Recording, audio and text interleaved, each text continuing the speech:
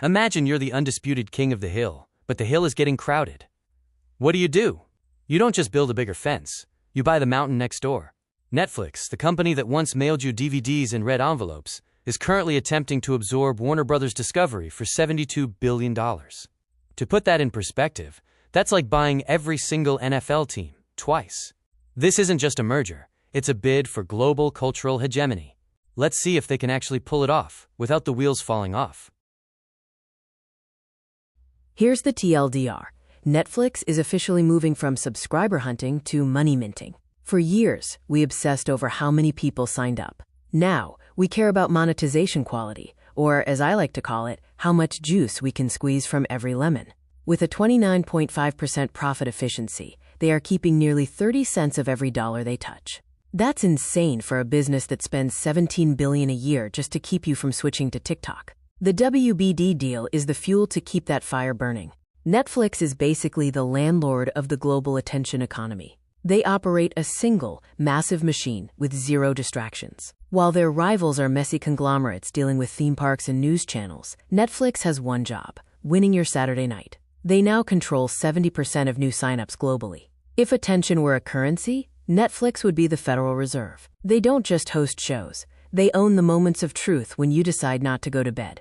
But even gorillas hit walls. In the US and Canada, growth is hitting a ceiling. It's like a party where everyone is already there. There's no one left to invite. Churn is the ghost in the machine.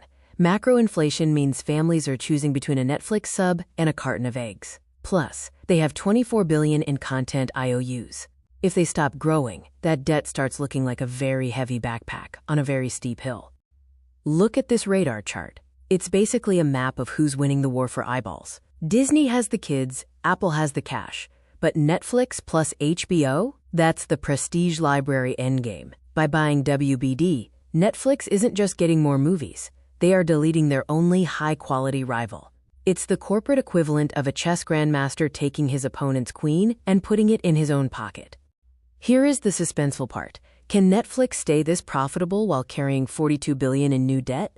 It's like a marathon runner deciding to finish the last 10 miles while carrying a grand piano. Integrating a legacy studio like Warner Bros. Is messy. It's full of old-school overhead and divas. The question isn't just will it fit, but will it break the bank?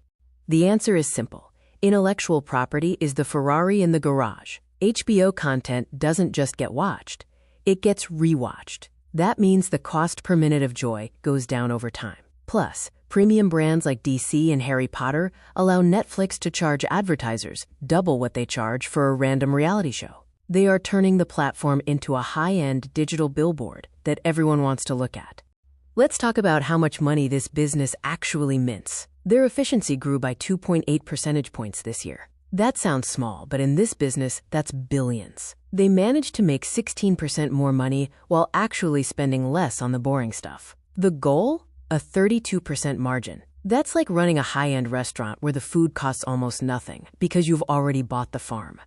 Let's look at where the rent is coming from across the planet. Our home turf, the US and Canada, is still the big cash cow. But let's be honest, it's a crowded cow. The real rock star here is the Asia-Pacific region, or APAC, growing at a blistering 22%.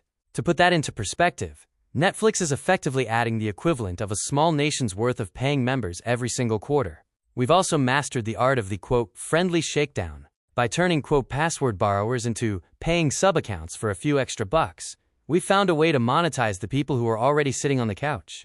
The strategy is clear. Keep the US steady, but win the world. For the finance nerds in the front row, Netflix's, quote, engine efficiency is at 41%.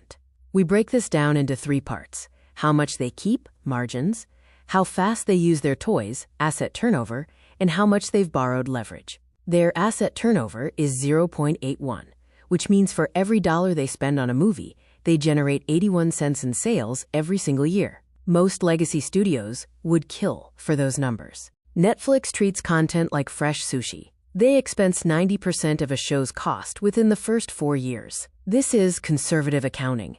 It means they aren't hiding old, useless movies on their books and calling them assets. If a show flops, they bury it and move on. This keeps their balance sheet, quote, clean and lean, unlike their rivals who are still counting 1990 sitcoms as, quote, valuable assets.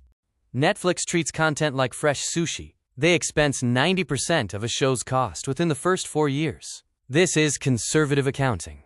It means they aren't hiding old, useless movies on their books and calling them assets. If a show flops, they bury it and move on. This keeps their balance sheet clean and lean, unlike their rivals, who are still counting 1990s sitcoms as, quote, valuable assets. The biggest oh no moment for 2026?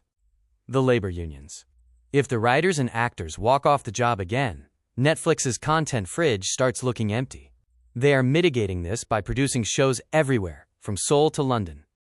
It's harder for a strike in Hollywood to stop a show being filmed in Spain. Diversification isn't just for stocks, it's for scripts too. Why is Netflix's tech considered a moat? Because it's the invisible brain that prevents you from staring at a blank screen for 45 minutes. Their AI doesn't just suggest movies, it predicts your cravings better than your own mother. This recommendation engine is the only thing standing between a bored user and the cancel subscription button. They run this entire operation on AWS Amazon's cloud. Insiders might say, isn't it risky to pay your rival for servers? Well, when you're the anchor client, you get the VIP treatment. It's like renting a NASA-grade supercomputer so you never have to see the spinning wheel of death.